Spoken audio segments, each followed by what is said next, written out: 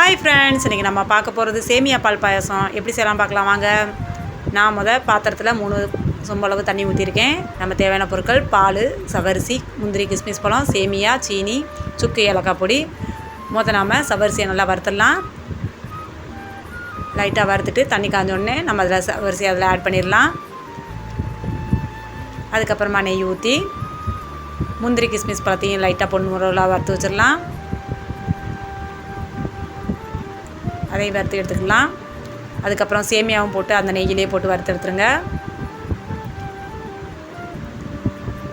இப்போ நம்ம போட்ட சவரிசி வெந்துருச்சு. இப்போ அதோடையே நம்ம சேமியாவை ஆட் பண்ணிடலாம்.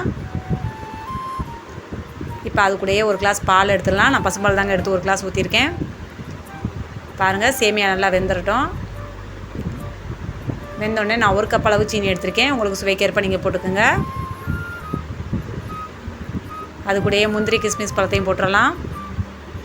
சுக்கு, ஏலக்காய் பொடி அதையும் போட்டுடலாம். நல்லா கொதிக்கட்டும்.